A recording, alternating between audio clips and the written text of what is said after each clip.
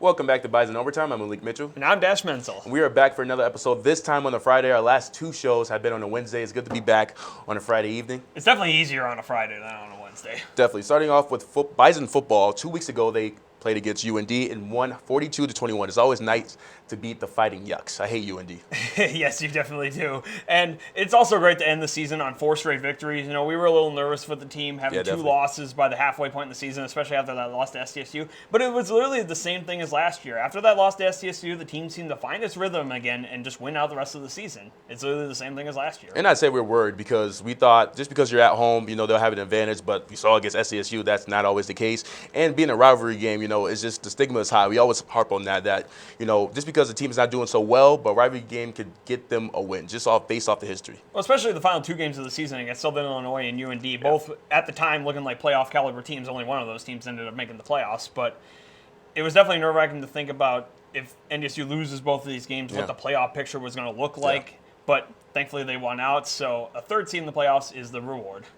Yep, we're not going to get into the game too much, but we got to highlight Cam Miller's performance. I mean, 159 passing yards, just under 100 rushing yards, and 5 total touchdowns. You know, he was out there balling. And we never really talked about it at the beginning of the season. I mean, I guess we touched on it a little bit, but never really talked too much about his ability on the ground. I mean, we talked about through the air at the middle of the season that he was throwing a lot of touchdowns, but he never really ran it that much. And we talked about Cole Payton more as the running quarterback, but Cam Miller definitely showed 5 rushing touchdowns in the same game. He's the first FCS player to do that this year. I'd say when he first got on the scene, he was known for running. You got to think about it. Back in freshman year, after, who was that back then? Zeb Nolan, after he started making his mistakes.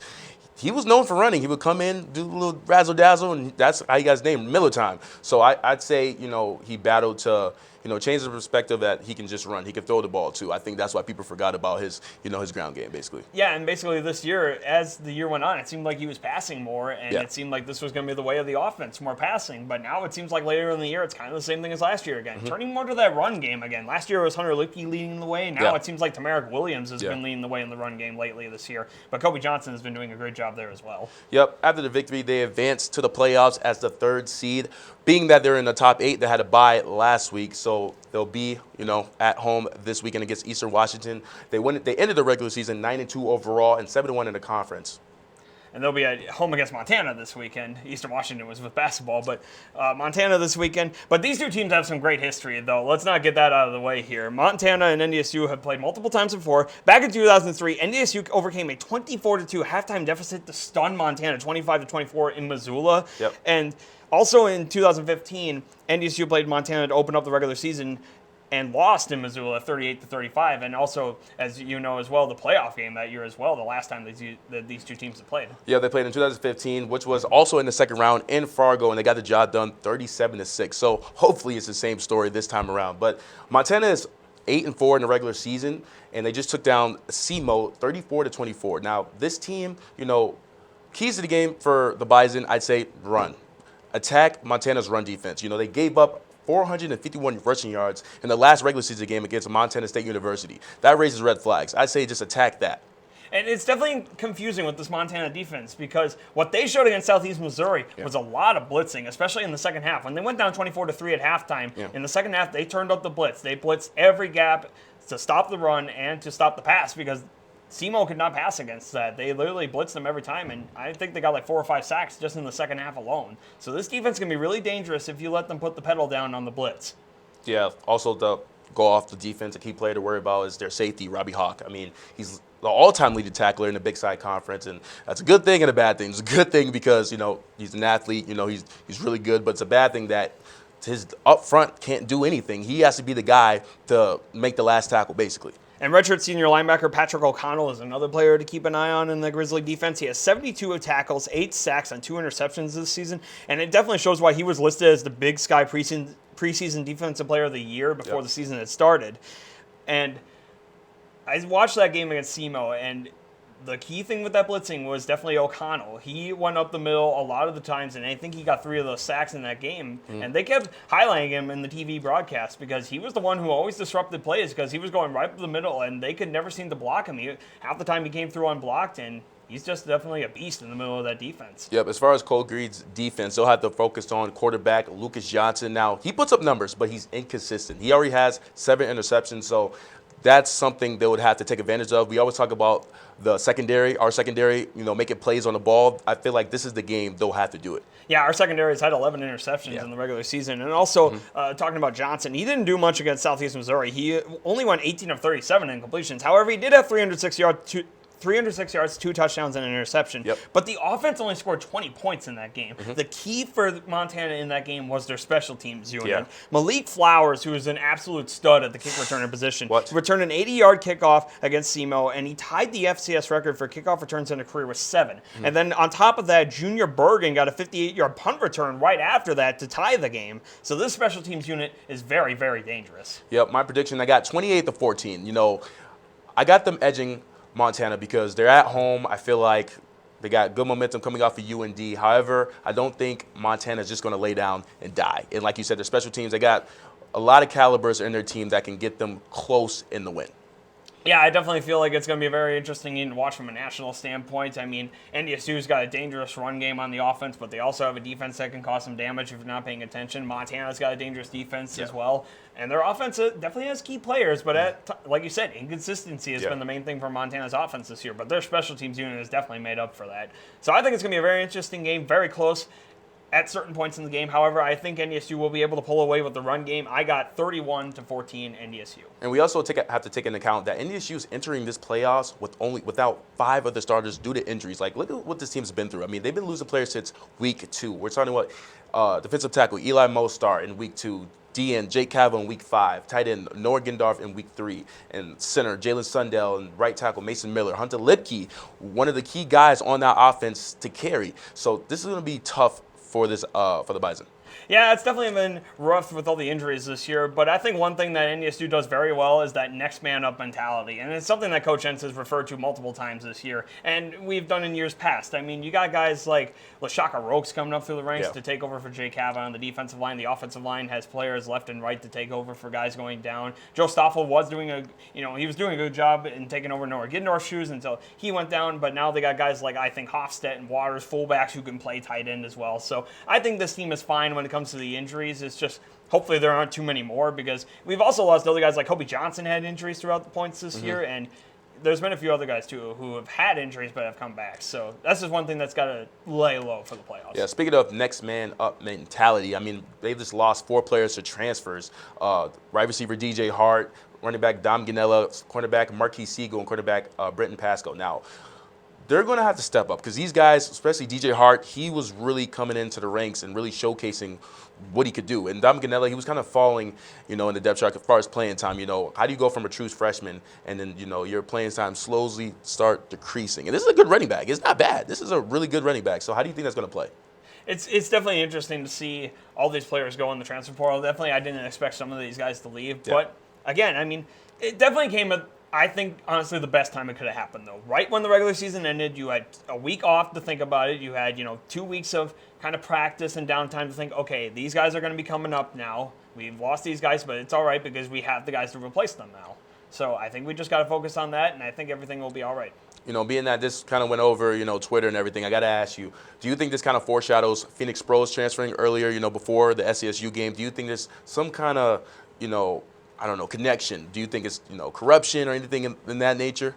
No, I don't think it's corruption. I think it's just how the transfer portal is nowadays. And you're going to see this a lot, and it's happening a lot across the FBS as well. You got a lot of really good schools with a lot of really good players who want to get, who feel like they deserve an opportunity and probably do deserve an opportunity to get more playing time, but they just won't get it there because there's a lot of good players. So they take their chances, going around other schools who will give them that playing time and those chances. And I feel like at NDSU, we got so many great players and a lot of depth that, when players see this opportunity through the transfer portal, they're going to take it. And we already talked about Marquis Siegel. He's getting FBS offers right now. Yeah. You got ones from Colorado State and SMU already. So it's going to be very interesting to see where these guys end up going and what kind of opportunities they can get out of this. Now, do you think this is going to create? I remember Matt Entz saying in a press conference, this is not going to be the first time when a couple before some players that transfer. This is not going to be the last time players transfer. That's what they do. They're going to try to go up, trying to find success, like you said. Do you think it's going to be a couple more guys? Because I've been hearing that there's going to be a buttload more guys that's going to transfer. Do you think it's going to keep on going, or what's up? I don't know. I think if other people would have transferred, they would have done it already before the playoffs have started, because it's kind of a silly time to do it now in the middle of the playoffs, because you're kind of hurting the team, but you're also hurting yourself as well in terms of other teams kind of see that you left a team right in the middle of a playoff run. It's kind of silly to do that to yourself. Ethical, basically. Yeah. And like I said, the big thing was, I feel like if they wanted to head out, they would have done it already. And also for themselves, too, they want to see, they can be part of a championship team again. They're not going to leave right in the middle of the playoffs. If they're going to do it, they're going to leave right at the end of the regular season. Because those guys left knowing that, okay, this is going to be it. This is my decision. This is what I want to do. But now I feel like it might be too late to do that. Kind of going deep into the playoffs, Josh, how do you think it's going to play out? We got SDSU, number 1. You got Sacramento State. There's a lot of teams out there that's going to be a force to be reckoned with. How do you think the Bison are going to do after this round, if they advance? Knock on wood if they advance. And it's definitely interesting. And I look at our bracket right now. Honestly, in my opinion, this is probably one of our hardest opponents that we would face on this side of the bracket right now. As weird as that sounds to say this early into the playoffs. But Montana is a very good team. They have 4 losses, sure. 3 of those losses, though, came against top 15 teams, and all by 7 points or less. And one of them was without their starting quarterback. So Montana, they've been playing very good games all year. Now, meanwhile, if NDSU happens to win this game, the next opponents could be either Sanford or Southeast Louisiana. Yeah. And neither of those teams have really struck me as teams that can go too far into the playoffs. So, like I said, I think Montana is really the big one right now. But, of course, the team, this is us talking about it. The team is only going to be focusing on Montana and Montana only right now. Yeah, and that's what I get worried when they get deep into the playoffs, because we start playing teams they're not used to playing. And even though, like you said, they're not having a lot of success in their conference, but it's always different. I feel like different teams have different teams' numbers. You know what I mean? So how do you think this is going to go on after they advance, like what you said with Sanford or Southeastern Louisiana? Well, we were a little worried about this last year when we played Eastern Tennessee State University, because NDSU had never played them before, and they did a good job against them. So I think NDSU knows what to do when they face a new team. They're not afraid. They're not scared. They know how to beat these teams. They know how to win one-on-one. So I don't think it's much of a concern to them. Okay, moving on to Bison basketball. The team isn't doing so well. This is what I was worried about, because like we said, this is a really young team. Why do you think this is? Because they started out the season of the 4-game losing streak, right? But you got to take it into account. They face number 5 Kansas and number 10 Arkansas. So obviously those games are going to be tough.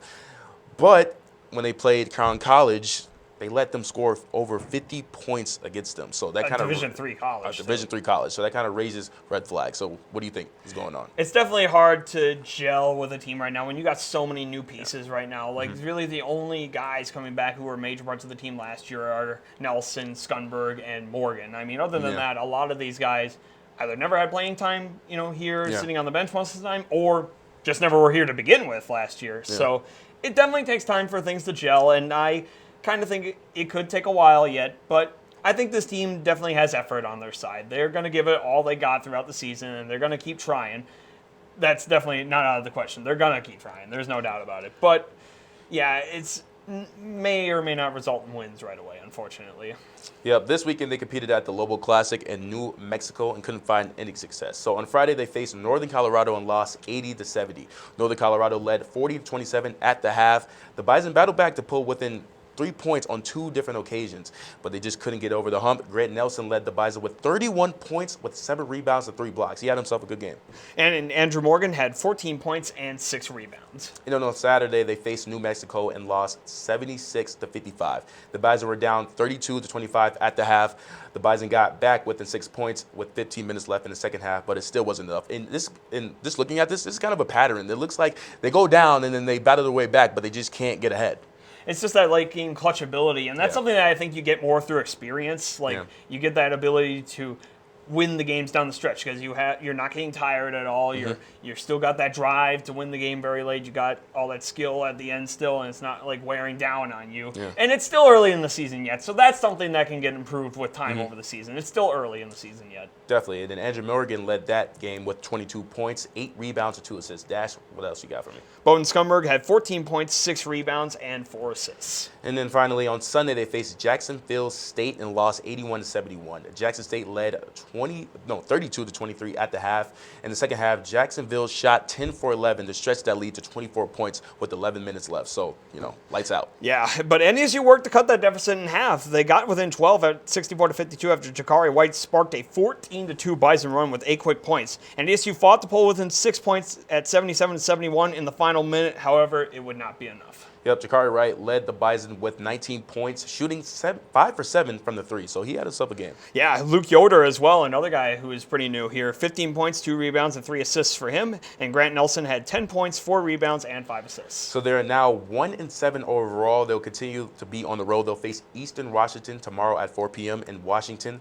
Let's see if they can get some momentum back, man. They're not doing so hot. Yeah, but like I said, it's still early in the season. And basketball, the one thing about basketball, especially now with the tournament, everybody's going to be making it in. Non-conference really doesn't mean too much anymore, unless you're going for big upset victories like we had, like those games we had against Kansas or Arkansas. I'm sure they mean everything to the team, but in the long run, when you're looking at March and that kind of thing, this is more of just a tune-up for your conference games. That's what I said. I'd say it does matter because, like you said, this team is not yet gelled together. So they need these non-conference games to find this chemistry or whatever they have to do to start winning games. Absolutely, and they still got a few more games before conference play yet to figure that out. Switching on to women's basketball, they're on a total other end of the spectrum. They're finding a lot of success. They haven't won 6 games in a row since 2004. So they're doing pretty good. This past weekend, they competed at the Nugget Classic in Nevada. These names, man, these tournament names are getting crazier. But on Friday, they faced Boise State and won 68-53. As a team, they shot 44.44% from the field and 55.6% from the 3. So pretty good shooting. Yeah, and Bison also notched 42 points in the paint and 30 points off of turnovers. So they're getting those points off turnovers. That's a big thing right there. Yep, Hemming Hamling led with 23 points, 4 rebounds, 3 steals, and 3 assists. Dash, what else you got for me? Elle Evans scored 13 points, 4 rebounds, and 2 assists. And then on Sunday, they faced Nevada and won 73-68. This one was kind of a close victory. Hemming Hamling had 39 points with 6 rebounds and 3 steals. Yeah, and Elle Evans had 10 points, 4 rebounds, and 2 assists. And in this game, the Bison got off to a fast start, building their largest lead of the game, 24-10, but the Wolfpack pushed back, trimming the Bison lead down to 30-27 at the half. And in the third, the Bison managed to go up by 8 points. In the fourth quarter, the Wolfpack cut that deficit, though, down to 2, but NDSU went on to hold off Nevada for a 73-68 win. Yep, and then on Thursday, they faced their first loss against Eastern Michigan on the road. NDSU led 30-29 at the half. Pretty good against a pretty tough team, but Eastern Michigan battled back to make it 47-43 by the end of the third, and it just never looked back. In the second half of this game, NDSU struggled with turnovers. Yeah. It almost felt like every other drive, NDSU would just turn the ball over, or they would miss a pass somewhere. It just looked like it was so dysfunctional in the second half, unfortunately, and it might have been a case of trying too much, like to try to catch back up and just not being able to do it. Definitely. Elle Evans led with 14 points, 7 rebounds, and 2 blocks. Dash, what else you got for me? Emily Benke had 10 points and 5 rebounds. So they're now 6-1 overall. They'll continue to be on the road. Tomorrow they'll face Central Michigan at 12. See what happens. Yeah, it's definitely interesting. And talking about the girls' team starting out 6-1 to start the year, and we kind of had the same blueprint as the men before the season started. A lot of new pieces coming in, and a lot of pieces that had left, and not really knowing what to expect from this team. But Elle Evans, the true freshman, she has just been a diamond in the rough so far, kind of like Hemming Hamling was a few years ago when she came here. But how unfortunate is this? It's like the basketball, they both were building, and then the basketball is doing kind of bad. No, not kind of. They're doing bad, and then the women's basketball are finding a lot of success. Like, why? Why is it like that? I don't know. Maybe it's just a way of teams being able to gel with the differences a little bit better. And there's still time, like we said, for the men to fix this. We're only 7 games into the season, maybe. And my roommate mentioned to me, back in 2018, the men's team started out 2-5 to start the year and ended up winning the Southern League Conference at the end of the year anyway. So, really, if they can learn to gel before the conference season starts, it really doesn't matter in the long run. All right, we're going to take a quick break. When we come back, we'll dive into Bison volleyball, track and field, and some NFL news. Stay tuned.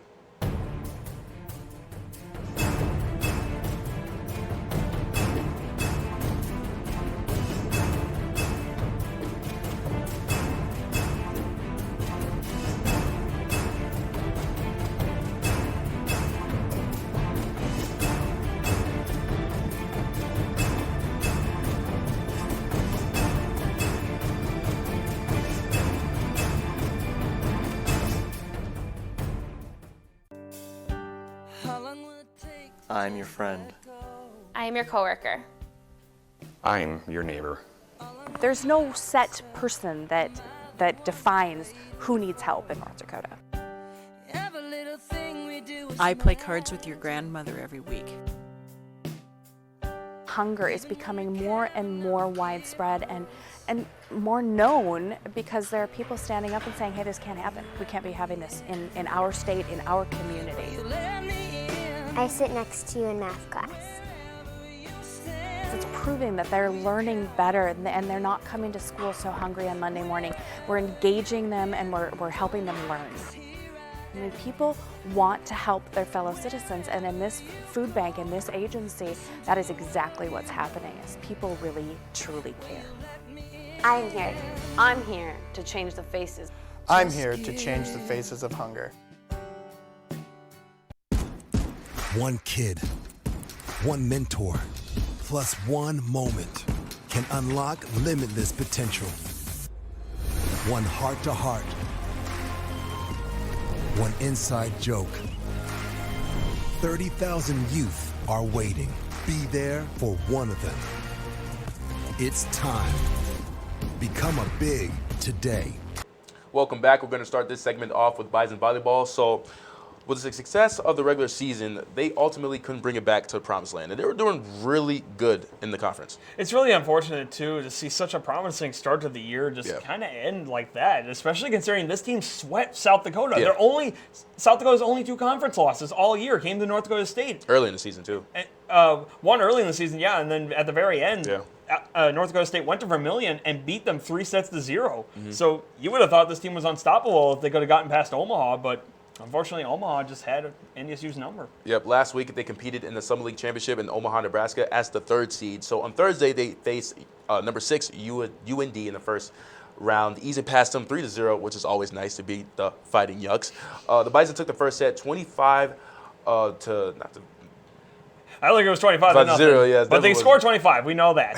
in the second set, they took the set 25-22. In the third set, 25-17. Ali Hinsey led with 10 kills, 6 digs, and 3 blocks.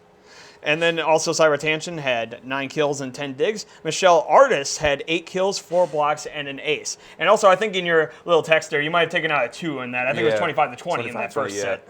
And then on Friday, they faced Omaha in the second round, unfortunately losing 3-1 in 4 sets. The Bison took the first set 25-16, and then Omaha took the next 2 sets by 6 or more. And then the fourth set, it was close. It was 27-25, just ultimately couldn't get it. Ali Hinsey also led in this game with 14 kills, 9 digs, and 4 blocks. Dash, what else you got for me? Michelle Artis had 13 kills and 7 blocks. Syra Tanchin had 12 kills, 12 digs, 4 blocks, and an ace. And Kelly Johnson had 41 assists and 13 digs. So they finished their season 21-11 overall and 13-5 in the conference, which is not bad. However, they're invited to the NIVC tournament in North Carolina, and they face Davidson today for the first round at 2 p.m. So we'll have to wait and see what they do in that. And then track and field also began their season with the Dakota Alumni Classic today at 12:30 p.m. for the 2023 season opener. So, track and field has been doing good for the past couple of years. I'll talk about breaking records after records after records. Oh, track and field's always had a great history at NDSU, and people talk about the football program so much with their last decade of success. Everybody forgets about track and field having a great history here at this school.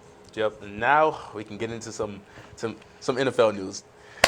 So the last 3 weeks have been interesting to say the least. So let's start with the game 3 weeks ago, just after we had left. The Green Bay Packers and the Dallas Cowboys faced each other. All right, yeah, you got it. You beat us. The Green Bay Packers ended up winning 31-28 and also Dallas gave up their first 14-point lead in the fourth quarter in team history in that game as well. Can I just say this? Christian Watson has been doing terrible all season. But this when he play us. He plays against Dallas, the Cowboys, America's team. That's when he thinks he could do all this circus, come out of nowhere, 3 touchdowns. That's when he picks this game. I do have to thank you guys, though, because ever since this game, 4 catches, 3 touchdowns in that game, 106 yards. But then after that game, too, Christian Watson has had 3 more touchdowns in the next 2 games after that. So so you're saying we just lit the fire on his ass? That's what you're trying to say? Exactly, yeah. It's Texas, a Texas team. He always wants to play in Frisco, and now he's playing against Dallas. He plays well against Texas. I see what you did there, the championship, whatever. I just don't get why it was hurting me. Because I like Christian Watson. So when he was here, oh my God, he was a baller.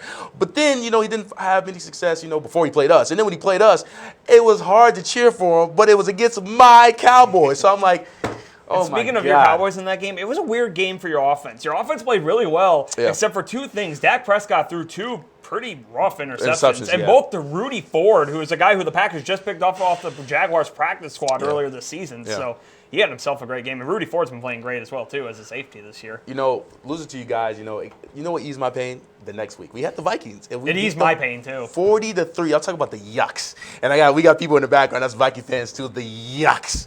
The yucks. It was a great day to beat the Vikings. I can truly say this. I'd rather beat the Vikings and lose to you guys. Hey, it was the one day that I was rooting for you guys because I can't stand the Vikings either. Oh, so my- I'm glad that you guys exposed those Oh, my phonies. God. I had a good time. I mean, I had a friend that actually went to the game.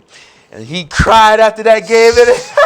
But It brought joy to my heart. one thing in that game, though, your defense just Oh, my stifled God. Minnesota's offense. They couldn't get any. Kirk Cousins Oh, couldn't my get anything God. going. The offensive line had a heck of a day. Lawrence and Parsons were making Kirk Cousins' day a living nightmare. Oh, my God. 11 for And heaven made me so proud. Tony Pollard had himself a great day. Tony in the Pollard, offense. oh my God.